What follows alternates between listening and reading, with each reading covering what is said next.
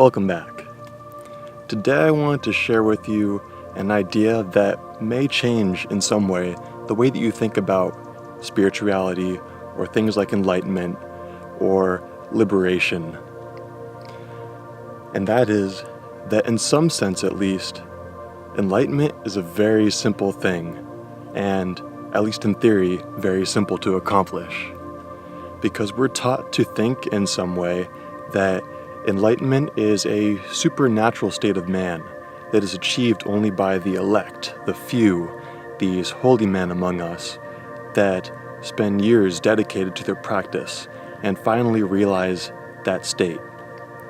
And while yes, in some sense, enlightenment is a very profound and unique and extraordinary state to be in at all times, it is also something that we can have a realization of throughout our day-to-day lives and begin to move more fully into. As the saying goes, usually the simplest answer is also the best answer. And with enlightenment, I don't think it's any different. Enlightenment, to me, has always meant simply the removal of illusion. You no longer hold on to truths that you think to be true. You realize who you truly are, and you begin to live from that space and see the world and others in that space.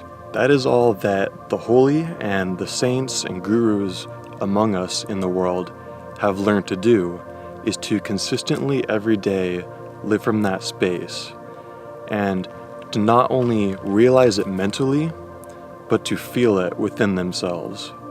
They no longer feel any separation from others or from the world. Easier said than done, but at least at first, we can begin to realize that truth by coming more and more into that knowledge and into that realization, and then begin to live from that space. And that is what I think is so powerful about realizing what enlightenment truly is, as the removal of illusion.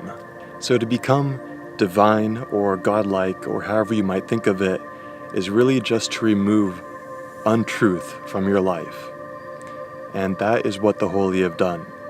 They have removed themselves from the constant self-awareness and illusion of separation that most of us are kept within. Enlightened people have realized, usually through a series of profound mystical experiences, that they and others are quite literally God, and that they are one with that energy, and because they are one with it, all others are as well. And there is no longer any sense of disconnectedness and separation, this constant delusion that we tell ourselves that we are cut off from the world and cut off from our fellow human beings. And that state and awareness of enlightenment is in some sense our natural state, the natural state of man. Because if you were to move beyond illusion and into that knowingness of truth, you would automatically be enlightened and know that to be true. That's why William Blake wrote years ago, "If the doors of perception were cleansed, everything would appear to man as it is, infinite."